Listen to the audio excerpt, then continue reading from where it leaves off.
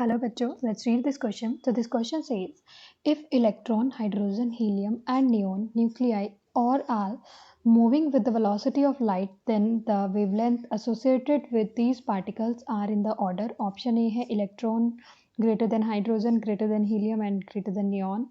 Option B, electron is greater than helium, then hydrogen, then neon. Option C, electron is smaller than hydrogen, hydrogen is smaller than helium and smaller than neon. And last option है neon is smaller than hydrogen and lesser than helium and lesser than electron. तो इस question में जो की concept है वो हमारा क्या है, डी ब्रॉगली वेवलेंथ. की कॉन्सेप्ट क्या है, de Broglie wavelength. De Broglie wavelength का जो रिलेशन है वो क्या है, lambda equals to h upon m we.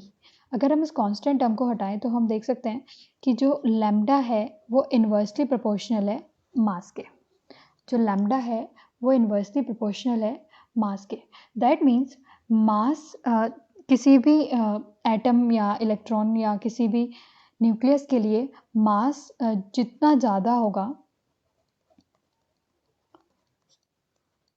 मास जितना ज़्यादा होगा उतना ही कम क्या होगा आपका वेवलेंथ. सो मास अगर इंक्रीज होगा तो वेवलेंथ डिक्रीज होगा. ये क्या है हमारा relation between lambda and mass.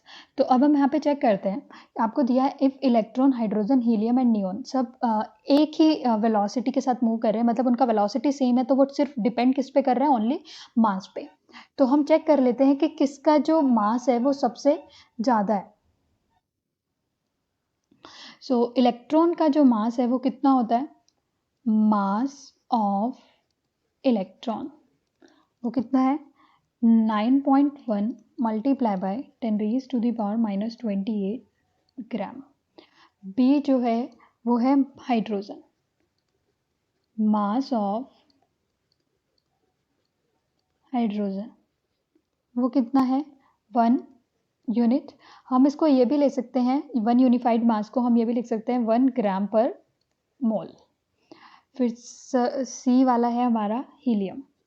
So molar mass of helium, ये मोलर मास है, ये भी मोलर मास है. हीलियम का कितना होता है 4 यूनिफाइड मास, जिसको हम 4 ग्राम पर मोल भी लिख सकते हैं.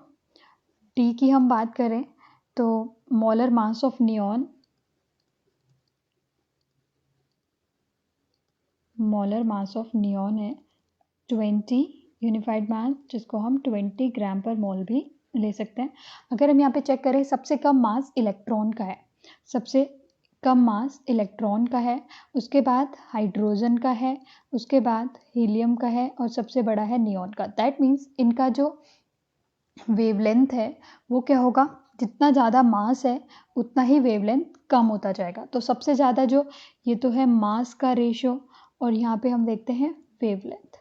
सो वेवलेंथ सबसे ज़्यादा किसका होगा, इलेक्ट्रॉन का, उसके बाद हाइड्रोजन का, उसके बाद हीलियम का एंड लास्ट सबसे कम होगा नियॉन का. तो हम ये वाला आंसर अपना चेक कर लेते हैं, electron, hydrogen, helium and neon. पहला हम चेक करते हैं electron, hydrogen, helium and neon.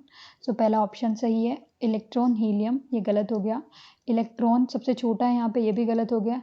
यहाँ पे नियॉन सबसे छोटा है, इलेक्ट्रॉन सबसे बड़ा है, उसके बाद आपका हीलियम है सबसे और हाइड्रोजन है. दैट मीन्स इलेक्ट्रॉन का सबसे बड़ा है यहाँ पे, लेकिन जो सेकेंड है वो हीलियम हो गया, जो हाइड्रोजन होना चाहिए था ये गलत हो गया. तो option A, electron is greater than hydrogen, hydrogen is greater than helium and helium is greater than neon. This is your final answer. Hope you understood it well. Best of luck.